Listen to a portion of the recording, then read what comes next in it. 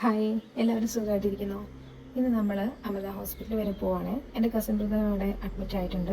ഒരു പ്രൊസീജിയറിന് വേണ്ടി വന്നേക്കുന്നതാണ്. അപ്പം ചേട്ടനെ കാണാൻ വേണ്ടി ഞങ്ങൾ അമൃത ഹോസ്പിറ്റലിലോട്ട് പോവാം കേട്ടോ. അപ്പോൾ പോകുന്ന വഴിക്കുള്ള കുറച്ച് കാഴ്ചകളും എല്ലാം കാണിക്കാം. അമൃത ഹോസ്പിറ്റലിൻ്റെ കാര്യം പറഞ്ഞപ്പോഴായിട്ടോ ഞാൻ പെട്ടെന്നൊരു കാര്യം ഓർത്തത്. അത് നിങ്ങളുമായിട്ട് ഷെയർ ചെയ്യണമെന്ന് തോന്നി. ഇതൊരു പ്രൊമോഷണൽ വീഡിയോ ഒന്നുമല്ല, പക്ഷേ എൻ്റെ അഭിപ്രായം ഞാൻ നിങ്ങളുമായിട്ട് ഷെയർ ചെയ്യുന്നതെന്ന് മാത്രമേ ഉള്ളൂ. കുറേ നാളുകൾക്ക് മുൻപ് എനിക്കൊരു സർജറി ഉണ്ടായിരുന്നു 2018 18 or 19. ആ സമയത്ത് അമൃത ഹോസ്പിറ്റലിനെ കുറിച്ച് ഒത്തിരി പേരല്ല, കുറച്ച് പേര് നല്ല കാര്യങ്ങളും കുറച്ച് പേര് വളരെ മോശപ്പെട്ട കാര്യങ്ങളൊക്കെ പറഞ്ഞ കാര്യങ്ങളൊന്നും ഞാനിവിടെ നിങ്ങളോട് പറയാൻ ഉദ്ദേശിക്കുന്നില്ല. അറിയാവുന്നവർക്ക് അറിയാമായിരിക്കും, അറിയാത്തവർ അറിയണ്ട എന്ന് ഞാൻ വിചാരിക്കുന്നു. പക്ഷേ ഈ പറയുന്ന കാര്യങ്ങളൊന്നും അങ്ങനെയൊന്നും അല്ല. എനിക്ക് പേഴ്സണലായിട്ടൊരു എക്സ്പീരിയൻസ് ഉണ്ട്. ഞാൻ അവിടെ അഡ്മിറ്റ് ആയി സർജറിയുടെ സമയത്തും അതിന് ശേഷമുള്ള എല്ലാം ട്രീറ്റ്മെൻറ്റ് എല്ലാവർക്കും അവർ ട്രീറ്റ്മെൻറ്റ് ഈക്വൽ ആയിട്ടാണ് കൊടുക്കുന്നത്. ഏകദേശം ഒരു അർദ്ധ ഗവൺമെൻറ് ആ ഒരു രീതിയിലാണ് അവിടെ എല്ലാ പ്രൊസീജിയറുകളും എല്ലാ കാര്യങ്ങളും പോകുന്നത്. നമ്മൾ ശരിക്കും ഒരു പ്രൈവറ്റ് ഹോസ്പിറ്റലിൽ പോകുമ്പോൾ ഒരു അനുഭവമുള്ള രീതിയല്ല എനിക്കവിടെ ഫീൽ ചെയ്തത്. ഒരു പ്രത്യേക ഒരു പ്രോട്ടോകോൾ അവർ നോക്കുന്നുണ്ട്, കണ്ടിന്യൂ ചെയ്യുന്നുണ്ട്. പോസ്റ്റ് ഓപ്പ് ഇൻഫെക്ഷൻസ് ഉണ്ടാകാതിരിക്കാൻ അവർ വളരെയധികം മുൻകരുതൽ എടുക്കുന്നുണ്ട്. ഒരു സർജറിയുടെ വിജയത്തിൻ്റെ ഒരു പ്രധാന ഘടകം അത് തന്നെയാണ്. അങ്ങനെയൊക്കെ തന്നെയാണ്. പക്ഷേ എങ്കിലും മറ്റു ഹോസ്പിറ്റലുകളിൽ നിന്ന് എന്തൊക്കെയൊക്കെ ഡിഫറൻസ് എനിക്കവിടെ ഫീൽ ചെയ്തിട്ടുണ്ട്. എല്ലാവരും ഒരുപോലെയാണ് കൺസിഡർ ചെയ്യുന്നത്.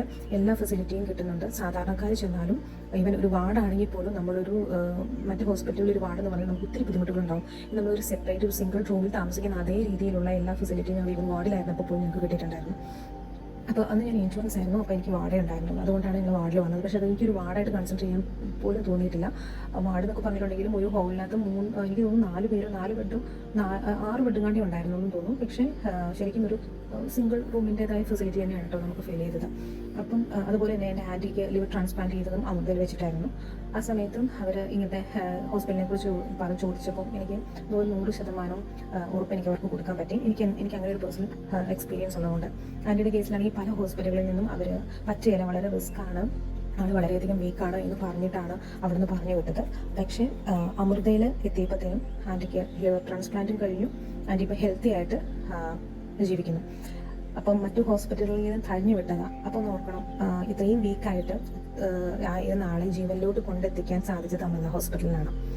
മറ്റു ഹോസ്പിറ്റലുകളെ ഞാൻ തരം താഴ്ത്തി പറയുകയൊന്നുമല്ല, പക്ഷേ അവർക്ക് കൊടുക്കാൻ പറ്റാത്ത കോൺഫിഡൻസ്, ആ സ്കില്ല് ഇവിടെയുള്ള ഡോക്ടേഴ്സിനുണ്ട്.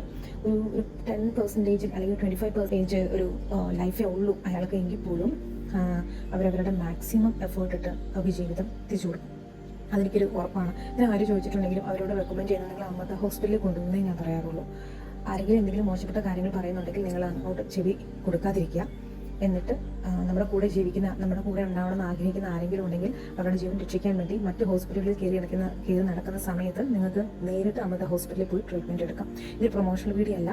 ഒത്തിരി അധികം ആൾക്കാരും പല ട്രീറ്റ്മെൻറ്റുകളും എവിടെയാണ് പോകേണ്ടത്, എന്താ ചെയ്യേണ്ടതെന്ന് അറിയില്ലാത്ത ഒത്തിരി പേരുണ്ട്. അവർക്കൊക്കെ ഏതെങ്കിലും വിധത്തിൽ ഉപകാരമാവുമെങ്കിൽ ആകട്ടെ എന്ന് വിചാരിച്ചിട്ടാണോ ഞാൻ എൻ്റെ ഈ ഒരു പേഴ്സണൽ എക്സ്പീരിയൻസ് ഞാൻ നിങ്ങളുമായിട്ട് ഷെയർ ചെയ്യുന്നത്. അങ്ങനെ ഞങ്ങൾ ഹോസ്പിറ്റലിലെത്തി, ചേട്ടനെ കണ്ടു, കുറേ നേരങ്ങളിൽ സംസാരിച്ചിരുന്നു. അതിനുശേഷം ഞങ്ങൾ ഇറങ്ങി. തിരിച്ചു വരുന്ന വഴിക്കും അത്യാവശ്യം നല്ല ബ്ലോക്ക് ഉണ്ടായിരുന്നു. അങ്ങോട്ട് പോയപ്പോൾ ബ്ലോക്ക് ഉണ്ടായിരുന്നു. അപ്പം എത്തിയപ്പോൾ ഞങ്ങൾ 12:15 ആയിട്ടുണ്ടായിരുന്നു. അപ്പോൾ ഞങ്ങൾ പുറത്തുനിന്ന് ഫുഡ് കഴിക്കാമെന്ന് വിചാരിച്ചു. ഇൻഫോ പാർക്കിന് ഏകദേശം നിയർ ബൈ ആയിട്ടാണ് കേട്ടോ ഈ ഒരു ഹോട്ടലുള്ളത്. കാക്കനാടാണ് ഉള്ളത്. ഉരുള എന്നാണ് ഈ റെസ്റ്റോറൻറ്റിൻ്റെ പേര്. അപ്പോൾ ഇവിടുന്ന് നമ്മൾ ഡിന്നർ കഴിച്ചു. ഞങ്ങൾ ഓർഡർ ചെയ്തിട്ടുണ്ട് ചിക്കൻ. ആക്ച്വലി ഞങ്ങൾ മട്ടൺ എന്തെങ്കിലും കിട്ടുമോ എന്നുള്ളത് കുറേ നാളായി മട്ടനൊക്കെ കഴിച്ചിട്ട്. അപ്പോൾ മട്ടൺ ഉണ്ടോ എന്ന് ഞങ്ങൾ നോക്കി, പക്ഷേ മട്ടൺ കിട്ടിയില്ല. അപ്പോൾ ഞങ്ങൾ ചിക്കനും ബീഫും പിന്നെ പൊറോട്ടയും ഓർഡർ ചെയ്തു. ഫുഡ് ഓർഡർ ചെയ്തിട്ട് കുറച്ച് നേരം വെയിറ്റ് ചെയ്തിരിക്കേണ്ടി വന്നു. ആ സമയത്ത് എടുത്ത വീഡിയോസ് ആട്ടോ നിങ്ങൾ കാണുന്നത്. നല്ല ആംബിയൻസ് ആണ്, നല്ല ഹൈറ്റ് ആണ്. അതുകൊണ്ട് തന്നെ അധികം ചൂട് ഈ ഹോട്ടലിൻ്റെ ഉള്ളിലില്ല. ഉള്ളിൽ AC ഇല്ല, പക്ഷേ ഇതിനുള്ളിൽ ചൂടുമില്ല. നമ്മൾ പോയ ദിവസം അത്യാവശ്യം ചൂടൊക്കെയുള്ള ദിവസമായിരുന്നു. പക്ഷേ അതിൻ്റെ ഉള്ളിൽ ചൂടില്ലാത്തതിന് കാരണം ഇത് നല്ല ഹൈറ്റാണ്, മുകളിലോട്ട് നല്ല ഹൈറ്റുണ്ട്. അപ്പോൾ നല്ല ആംബിയൻസും ആണ്. ഫുഡ് ഒരു കുറ്റം പറയാനില്ലായിരുന്നു, നല്ല ഫുഡായിരുന്നു. ഫുഡ് എൻജോയ് ചെയ്തു. അങ്ങനെ ഞങ്ങൾ തിരിച്ച് പോരുന്ന വഴിക്കുള്ള കാഴ്ചകളാണ് നിങ്ങൾ കാണുന്നത്. ഇത് ഇൻഫോ പാർക്കിൻ്റെ ഫ്രണ്ടിൽ കൂടെ, ഇൻഫോ പാർക്കിൻ്റെ phase 1 ആണ് ഇപ്പോൾ നിങ്ങൾ കണ്ടത്. phase 1 എൻട്രൻസിൻ്റെ അടുത്ത് തന്നെയാണ് ലുലുവിൻ്റെ ഓഫീസ്, ആ ഒരു ബിൽഡിംഗ് നിങ്ങളിപ്പോൾ കണ്ടത്. പിന്നെ ഇതിൽ മുഴുവൻ IT കമ്പനികളാണ്. പിന്നെ ഇപ്പം നമ്മൾ പോയിക്കൊണ്ടിരിക്കുന്നത് ഇൻഫോ പാർക്ക് phase 2 പോകുന്നത്. നമ്മുടെ ജ്യോതിർമയ ബിൽഡിംഗ് ഉണ്ട്, കോഗ്നിസെൻറ്റ്, ക്ലൈസിസ്, അങ്ങനെ 2-3 ബിൽഡിങ്ങുകളും കമ്പനികളും എല്ലാം ഉണ്ട്. നമ്മൾ phase 2 കഴിഞ്ഞു. ഇപ്പോൾ നമ്മൾ വീട്ടിലോട്ട് പോകുന്ന വഴിക്കാണ്. കുറച്ച് ദൂരമുണ്ട് നമ്മുടെ വീട്ടിലോട്ട്. നമുക്കിങ്ങനെ തിരിച്ചു വരുമ്പം ഈ ഇൻഫോ പാർക്കിൻ്റെ ഇതുവഴിയും വരാം. ഓരോ സമയത്തും ഓരോ രീതിയിലായിരിക്കും നമ്മൾ പോകുന്നത്. നോർമലി നമ്മൾ തിരിച്ചു വരുമ്പോൾ വീടിൻ്റെ ഫ്രണ്ടിൽ കൂടെയാണ് വരുന്നത്. പിന്നെ നമ്മൾ കുറച്ച് ടയർഡായിപ്പോയി, കാരണം കംപ്ലീറ്റ് ബ്ലോക്കായിരുന്നു അങ്ങോട്ടും ഇങ്ങോട്ടും. കുറേ സമയം വെയിറ്റ് ചെയ്ത് നമ്മൾ ശരിക്കും പറഞ്ഞാൽ നന്നായിട്ട് മടുത്തിട്ടുണ്ടായിരുന്നു. അങ്ങനെ ഏതായാലും നമ്മൾ വീട്ടിലെത്തിയതിന് 12 കാലൊക്കെ ആയിട്ടുണ്ട്. അപ്പം ഇന്നത്തെ വീഡിയോ ഇത്രയേ ഉള്ളൂ. അപ്പം എല്ലാവർക്കും ഈ കുഞ്ഞു വീഡിയോ ഇഷ്ടപ്പെട്ടു എന്ന് വിചാരിക്കുന്നു. അപ്പം നെക്സ്റ്റ് വീഡിയോയിൽ നമുക്ക് വീണ്ടും കാണാം. Okay, by.